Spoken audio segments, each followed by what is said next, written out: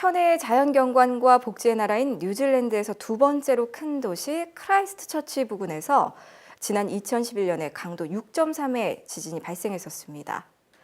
뉴질랜드 존 키 총리는 사상 최악의 날이라고 말했을 정도로 피해 규모가 엄청났는데요. 무너진 지역을 살리는 데 큰 힘이 된 건 그 지역의 한인 교회들이었습니다. 지금 우리가 본받을 것들은 없는지 함께 알아보죠. 김대열 기자입니다. 지난 2011년 뉴질랜드 크라이스트처치 부근에서 발생했던 6.3도의 강진.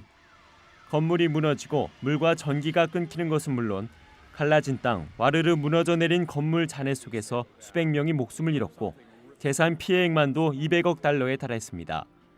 생지옥이나 다름이 없었을 만큼 도시는 황폐해졌고 무너진 도시와 함께 사람들의 마음도 무너졌습니다. 워낙에 큰 피해를 입었던 만큼 복구는 아직도 끝나지 않았습니다. 하지만 재난 이후 이성적으로는 설명할 수 없는 일이 일어났습니다. 그해 졸업한 한인 학생 가운데 예년에 비해서도 훨씬 많은 성적 우수 학생들이 나온 겁니다. 절망과 위기의 상황 속에서 어떻게 이런 일이 일어난 걸까? 20년 동안 뉴질랜드 이민 목회를 해온 임봉학 목사는 한인교회의 연합과 지속적인 관심이 있었기에 가능했다고 전합니다.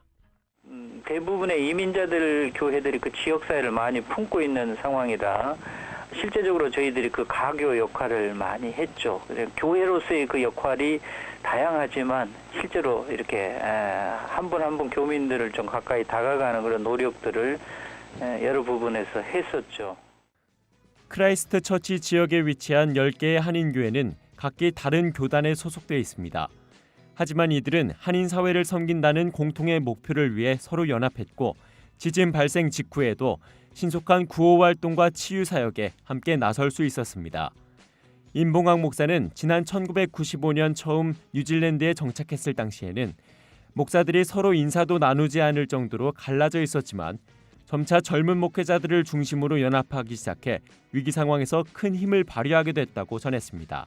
교회들이 하나 되는 모습이 참 중요한 것 같아요. 어떤 일들을 할 때 그것이 그냥 물리적으로 하나 되는 마음이 아니라 같은 마음을 품는 게 참 중요한 것 같아요. 구호 물품을 나누는 정도의 어떤 그런 모양새라기보다는 같이 울어줄 수 있는. 크라이스트처치 시 당국의 복구 작업은 답답하지만 매우 더디게 진행됩니다. 잦은 지진을 견뎌낼 수 있도록 이전보다 더 튼튼하게 건물의 기반을 다지는 공사를 진행하기 때문입니다. 안전사고가 끊이지 않는 우리나라에 큰 귀감이 되는 부분입니다. 다시는 그런 일이 재발되지 않도록 그 정도의 강도의 지진이 온다 할지라도 견뎌낼 수 있는 이제 그런 복구 작업을 하다 보니까 서두르지를 않아요.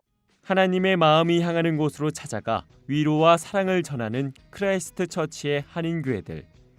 이들은 교회의 연합이 얼마나 중요한지 그리고 그 어떤 인간의 지혜와 상담 프로그램보다도 하나님의 마음을 회복하는 것이 우선이라는 사실을 우리에게 전하고 있습니다.